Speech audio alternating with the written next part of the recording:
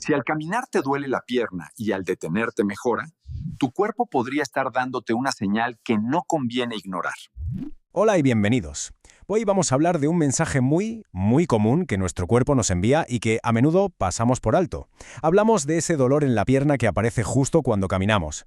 Es una señal que de verdad merece la pena escuchar, y ahora vamos a ver por qué. Esta es la pregunta clave. ¿Aparece un dolor en la pierna al caminar? Es una experiencia que le suena a mucha gente.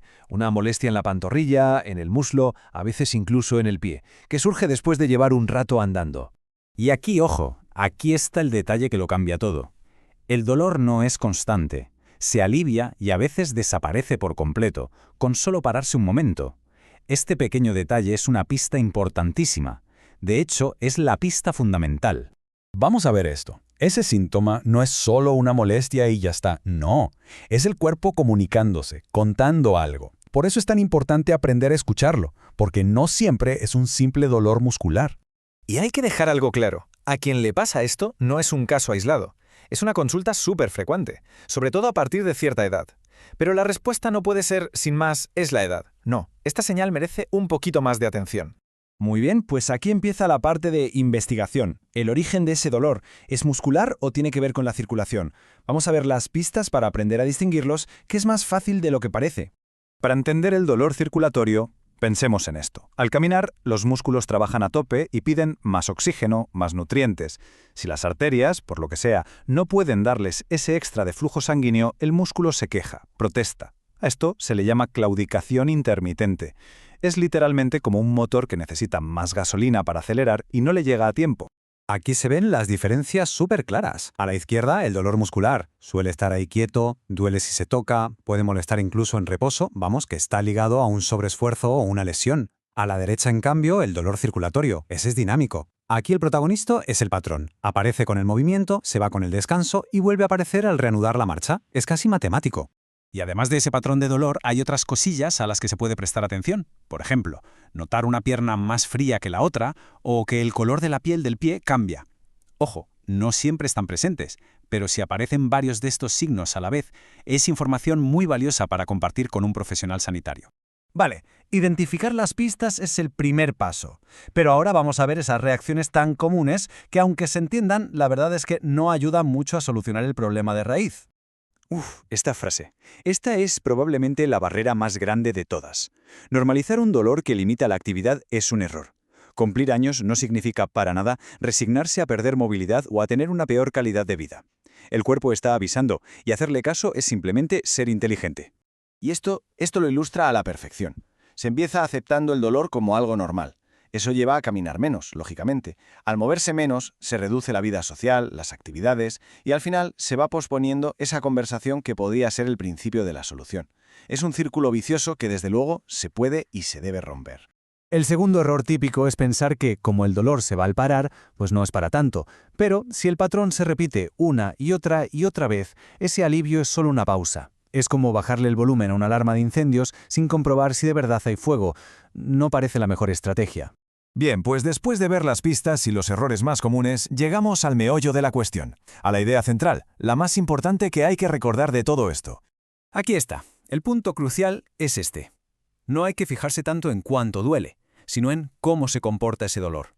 La intensidad puede subir y bajar, pero el patrón es el que nos cuenta la verdadera historia. Este es el comportamiento al que hay que prestarle toda la atención. Un dolor que aparece con el ejercicio, que se calma con el descanso, que se repite una y otra vez de forma consistente y que poco a poco va reduciendo la distancia que se puede caminar sin que aparezca. Observar esto es tener la pieza de información más valiosa de todas. Y esto es fundamental porque un síntoma en la pierna rara vez es solo un problema de la pierna. Es una invitación a tener una visión mucho más global de la salud. Es que la salud de las arterias está conectada con todo, con la tensión, el colesterol, el azúcar en sangre, el tabaquismo, la falta de actividad física. Por ejemplo, factores como el colesterol pueden ir estrechando las arterias y dificultar que la sangre fluya bien. Por eso, ese dolor en la pierna puede ser la primera señal, la más visible, de un desequilibrio en todo el sistema. No es solo la pierna, es el conjunto. En definitiva, este dolor no hay que verlo como un enemigo. Es más bien un mensajero. Es una señal que invita a cuidarse de una manera más consciente, más integral, prestando atención a estas pistas antes de que el problema vaya más.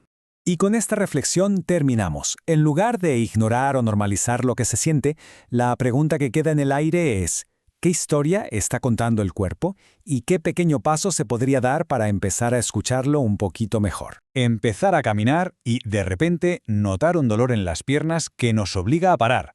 Es una experiencia bastante común, sobre todo a medida que cumplimos años, y la verdad es que puede llegar a preocupar bastante. Bueno, pues en este repaso vamos a meternos de lleno en este tema, partiendo de una idea clave, que entender el mensaje que nos manda el cuerpo es, en realidad, el primer gran paso para encontrar una solución de verdad.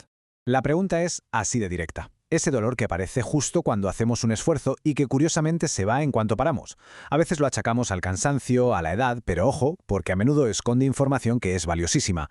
Es, ni más ni menos, que una señal de nuestro sistema circulatorio, que nos está diciendo que la demanda de oxígeno de los músculos no se está cubriendo del todo bien durante el ejercicio. Y aquí es donde la precisión, de verdad, lo cambia todo. Es que no tiene nada que ver decir un vago me duelen las piernas con una descripción mucho más detallada de cuándo, dónde y cómo aparece ese dolor. Aprender a describir esas sensaciones con claridad es el primer paso para pasar de una queja a una pista súper útil para cualquier profesional de la salud. Y esto nos lleva, claro, al primer paso fundamental: convertirnos en una especie de detectives de nuestro propio cuerpo. A ver, no se trata de obsesionarse, para nada, sino de observar con calma para empezar a entender los patrones. Esa observación inteligente es la clave de todo. El punto crucial es hacerse las preguntas correctas. Por ejemplo, ¿el dolor aparece siempre al subir una cuesta, justo cuando la demanda de sangre es mayor? ¿Se nota en el gemelo o más bien en el muslo? Esto podría apuntar a una posible obstrucción a un nivel concreto. ¿Y tarda 1 minuto en irse o tarda 5? Cada respuesta es como una pieza que ayuda a dibujar un mapa muy preciso del problema. Muy bien, una vez que hemos aprendido a escuchar, ¿cuál es el siguiente paso? Pues la acción. Y el plan se basa en 3 pilares que no requieren nada complicado, Solo un poco de sentido común y, sobre todo, constancia. Aunque pueda sonar un poco contradictorio, el movimiento, pero bien dosificado, es parte de la solución. Es que el miedo al dolor nos lleva a no movernos, y eso, al final, solo empeora la situación. La clave es caminar de forma progresiva, parando cuando sea necesario. Con el tiempo, este estímulo puede incluso ayudar al cuerpo a crear pequeñas rutas alternativas para la sangre, un proceso que se conoce como circulación colateral. Y ojo a esto, que es un factor que muchas veces pasamos por alto: el calzado. Un zapato que no es adecuado, que no da estabilidad o que aprieta el pie, puede amplificar las molestias y confundirnos sobre el origen real del dolor. A ver, no es la solución definitiva, pero un buen calzado nos quita una carga innecesaria de encima y permite que el movimiento sea más eficiente y, por supuesto, menos doloroso. Y el tercer pilar, como no, es la nutrición. La salud de nuestras arterias se cuida desde dentro. No se trata de buscar un alimento mágico, sino del conjunto de hábitos. Una dieta centrada en alimentos frescos como los que vemos aquí y que reduce los ultraprocesados y el exceso de sal es fundamental para mantener las arterias flexibles y lo más limpias posible. Ahora es súper importante identificar una trampa en la que es muy fácil caer: confundir el alivio que sentimos en un momento puntual con una solución de verdad. Muchas veces nos centramos en calmar el síntoma al momento mientras ignoramos la causa que está en el fondo. La diferencia es abismal. Las cremas o los masajes pueden dar un alivio momentáneo, claro que sí, pero son como poner una tirita en un problema mayor. La solución real, la que dura, está en controlar los grandes factores de riesgo vascular: el tabaco, la hipertensión, la diabetes. Si no se atacan estas causas, ningún remedio superficial va a corregir el daño que hay debajo. Esta frase lo resume perfectamente. Es la diferencia entre sacar agua de un bote que se hunde y tapar el agujero. El alivio es bienvenido, por supuesto, pero el objetivo final siempre tiene que ser corregir el origen del problema. Solo así se consigue una mejora real y que se mantenga en el tiempo. Y aquí viene un punto crucial: la anticipación. A menudo un problema circulatorio empieza con una señal muy discreta. Esperar a que el problema sea grave para consultar nos lleva a más preocupación y a tratamientos más complejos. En cambio, actuar ante las primeras señales no es exagerar, es ser prudente. Nos permite tener claridad y evitar tanto el alarmismo como esa falsa tranquilidad de no querer mirar. Para ilustrar todo esto, vamos a ver la historia de un hombre de 67 años. Es un ejemplo perfecto de cómo se puede pasar de la resignación a la acción y recuperar una calidad de vida enorme. Su viaje es un caso de libro. Empezó con dolor. lo que le llevó a no moverse y a sentirse frustrado, asumiendo que era cosa de la edad. Pero al consultar, entender lo que le pasaba y empezar un plan sencillo de caminar poco a poco y ajustar sus hábitos, pasó de la resignación a tomar las riendas. El resultado no fue mágico, pero sí fue transformador. Recuperó la confianza y la capacidad de disfrutar de paseos que ya daba por perdidos. Esta es una idea muy potente. A menudo percibimos los síntomas como si el cuerpo nos estuviera traicionando, como si fuera un enemigo. Pero la realidad es otra. El cuerpo no es un enemigo, es un informante. Nos está enviando un mensaje. Y si aprendemos a leer esa información con calma, podemos responder a tiempo y de una forma mucho más eficaz. Al final, el mensaje de fondo es este. Escuchar al cuerpo a tiempo no da miedo, da ventaja. Observar, entender los patrones, revisar los hábitos y buscar orientación profesional no es un signo de debilidad, sino todo lo contrario, es de inteligencia. Es la clave para cuidar la salud y mantener la mayor autonomía posible. Así que la pregunta que queda en el aire es, ¿qué pequeña señal del cuerpo podría merecer un poco más de atención a partir de hoy?